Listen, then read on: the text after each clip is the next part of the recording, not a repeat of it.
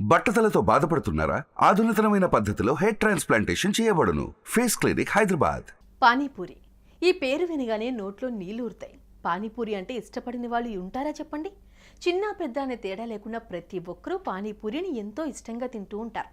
చక్కగా పూరిలో ఆలు, బఠానీలు, మసాలా నింపిన నీటిలో ఉల్లిపాయలు వేసుకుని తింటూ ఉంటే అబ్బా, ఆ మజానే వేరు కదా. పానీపూరి తినే కొద్దీ తినాలి అనిపిస్తూనే ఉంటుంది. వింటుంటూనే నోరూరుతుంది కదా.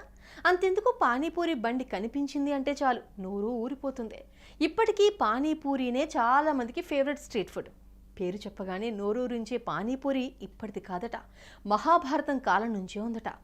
అప్పుడు ఎవరు కనిపెట్టారా అనేగా మీ డౌట్? అయితే ఆలస్యం ఎందుకు, లెట్స్ హ్యావ్ ఎ లుక్.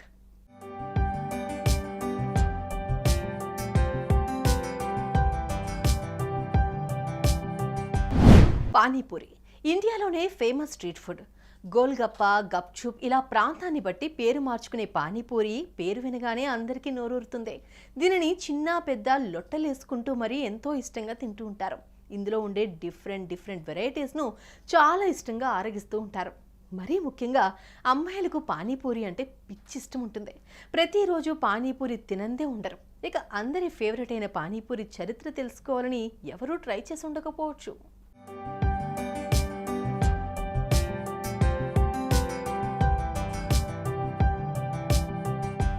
అందరి ఫేవరెట్ ఫుడ్ అయిన పానీపూరి మహాభారత కాలంతో ముడిపడి ఉందని తెలుస్తోంది. ద్రౌపదికి పాండవులతో పెళ్ళయ్యాక ఈ ఫేమస్ పానీపూరిని సృష్టించిందని నమ్ముతారు.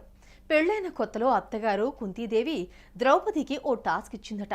మిగిలిపోయిన ఆలు సబ్జీ, గోధుమ పిండిని ఉపయోగించి ఏదైనా కొత్త వంటకం సృష్టించి భర్తల దగ్గర మెప్పు పొందాల్సిందిగా సవాల్ విసిరిందట.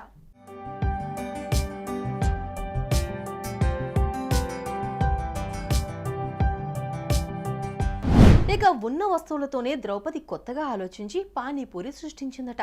చిన్న పూరీలు చేసి భర్తల ఆకలిని తీర్చిందట. ఇక ద్రౌపది తెలివికి మెచ్చుకున్న కుంతీదేవి ద్రౌపది కనిపెట్టిన ఆ వంటకం శాశ్వతంగా ఉండిపోతుందని దీవించిందట. అప్పటి నుంచి ఆ వంటకాన్నే నేడు పానీపూరి, గోల్గప్ప అంటూ వివిధ పేర్లతో పిలుచుకుంటున్నారు.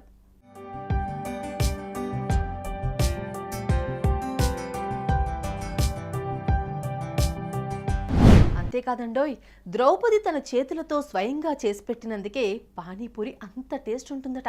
ఇక పానీపూరికి ఇంత కథ ఉంటే మనం తినే ఎన్నో రకాల ఫుడ్స్ల వెనుక కూడా ఓ చరిత్ర దాగి ఉండొచ్చు.